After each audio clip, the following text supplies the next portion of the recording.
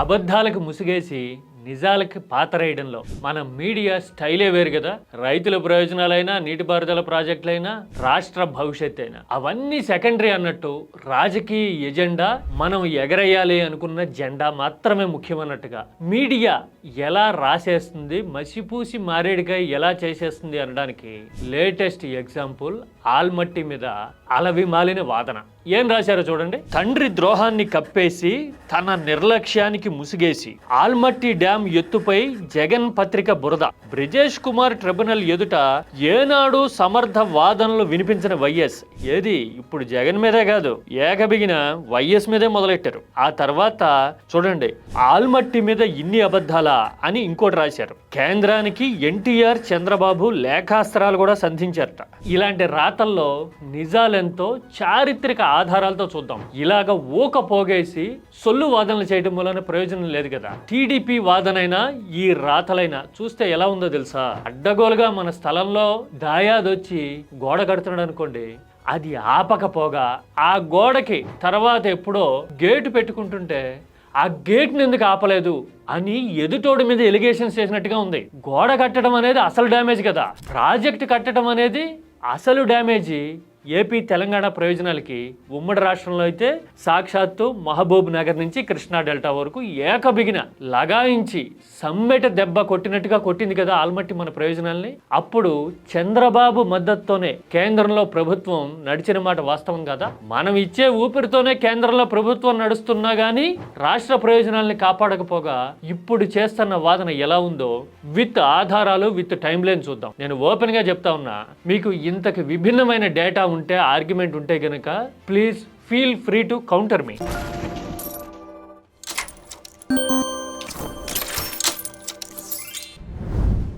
ఆల్మట్టి విషయంలో గత 30 ఏళ్లుగా ఏపీ అల్లాడిపోతూ ఉంది కదా. నాటి ఉమ్మడి ఆంధ్రప్రదేశ్ అయినా, నేటి విభజిత ఆంధ్రప్రదేశ్ అయినా, పాలమూరులో కరువుకి వీలునామా రాసిన చరిత్ర ఆల్మట్టిదే కదా. మరి అలాంటి ఆల్మట్టి ప్రాజెక్టుని ఆపలేని ఘనత ఎవరిది? ఎప్పుడు కట్టారు ఆల్మట్టి? చరిత్ర తిరిగేయండి. 97 నుంచి 2003 మధ్యన ఈ పీరియడ్లో ఎవరున్నారండి అధికారంలో? కేంద్రంలో యునైటెడ్ ఫ్రంట్ ప్రభుత్వం ఉంది, చాలా కాలం ఎన్డీఏ ఉంది. ఈ రెండు ప్రభుత్వాల్లోనూ ఉన్నది చంద్రబాబే. టీడీపీ మద్దతుతోనే ఆ ప్రభుత్వాలు నడిచినాయి కదా. మరి కర్ణాటకలో 2 ఏళ్ళలో ఏమో జనతా ప్రభుత్వం ఉంటుంది, ఆ తర్వాత ఉన్నది కాంగ్రెస్ ప్రభుత్వం. అంటే కేంద్రంలోనేమో బీజేపీ కూటమి ఉంటుంది, ఆ బీజేపీ కూటమి టీడీపీ మద్దతు మీద ఆధారపడి ఉంటుంది. బీజేపీ అపోనెంట్ కాంగ్రెస్ కర్ణాటకలో అధికారంలో ఉండి కూడా రాష్ట్ర ప్రయోజనాల్ని కాపాడుకొని అడ్డగోలుగా ఆల్మట్టి కట్టుకుంది. మనం మాత్రం కేంద్రాన్ని నడిపిస్తున్నాం, నిలబెడుతున్నాం, చక్రం తిప్పుతున్నాం అని పత్రికల్లో భజన చేయించుకున్నాం, భుజం మీద చక్రం పెట్టుకుని ఢిల్లీ వెళ్తున్నారనే కార్టూన్లు వచ్చేవి అప్పట్లో. అందుకని అంటున్నాం. తీరా చూస్తే ఆల్మట్టిని ఆపలేకపోయాం, ఉల్టా వైఎస్ఆర్ మీద ఆరోపణలు చేస్తున్నాం. ప్రాజెక్ట్ కట్టింది 97 నుంచి 2003, 2004 మధ్యలో. ఓపెనింగ్ జరిగింది 2005లో అయి ఉండొచ్చు, కానీ కట్టేటప్పుడు మీరు ఆపాలి కదా. కేంద్రంలో అధికారంలో ఉన్నది, భాగస్వామిగా ఉన్నది మీరు కదా. ఈ పాయింట్ ని చాలా కన్వీనియంట్ గా గాలికి వదిలేసి ఇప్పుడు ఆర్గ్యుమెంట్ చేయడం కనపడతా ఉంది. ఇప్పుడు ఎందుకు వచ్చిందయ్యా ఈ ఆర్గ్యుమెంట్? అదే ఆల్మట్టి డ్యాం ఎత్తు మళ్ళీ పెంచుతోంది కర్ణాటక.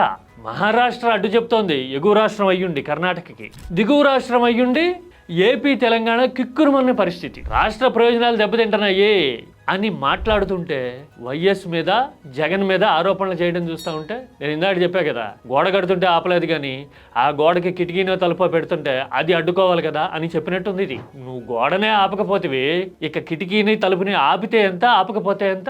ఇది కదా అసలు పాయింట్. ఇలాంటి పరిస్థితి ఎందుకు వచ్చింది? కాంట్రాస్ట్ ఏంటో తెలుసా మీకు? అర్థమైందా?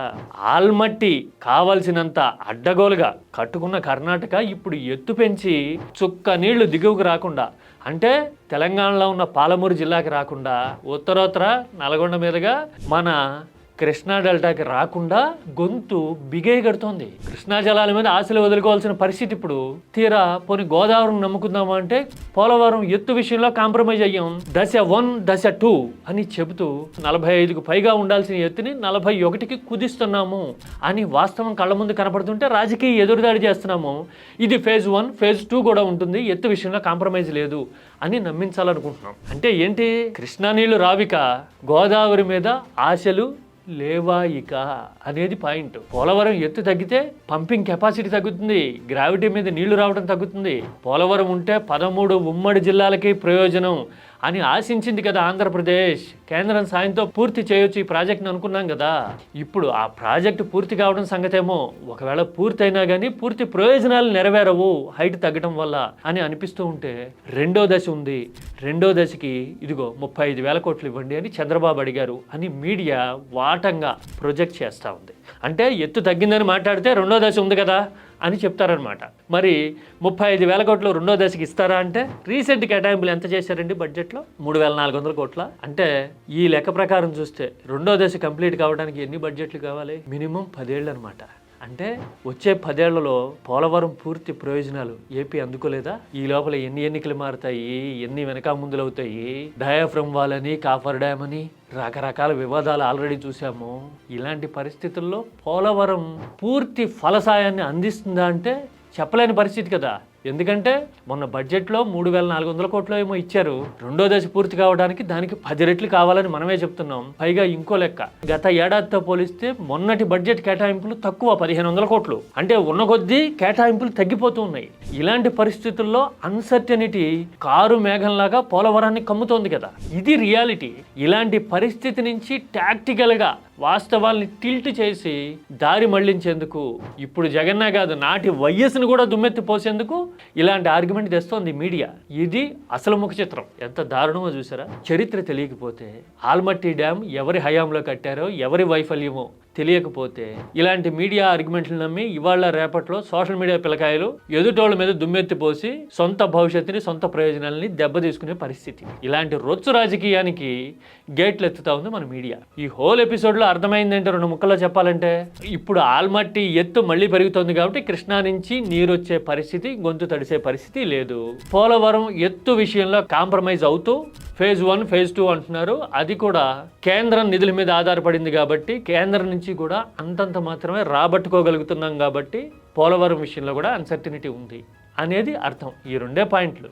అంటే కృష్ణాపాయే, గోదావరి రాకపాయే అనేది పాయింట్. ఇక్కడ మనం మాత్రం నింపాదిగా లేఖలు రాశామని చెప్తున్నాం. లేఖలు రాయటం ఏంటండి?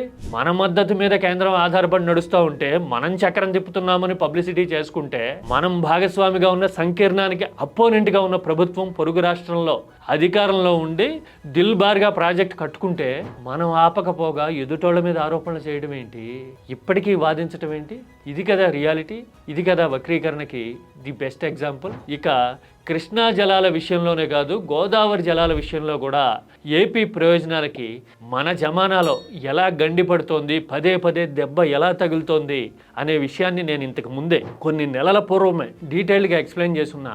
కృష్ణా జలాల విషయంలో అసలు గొడ్డలి పెట్టు లాంటి దెబ్బ ఎప్పుడు పడిందో తెలుసా?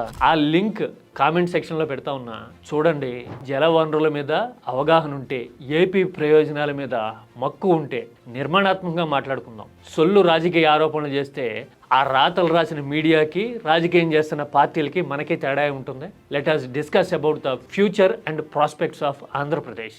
This is key talks. Key talks అనేది నిర్మాణాత్మక ఆలోచనలకు వేదిక.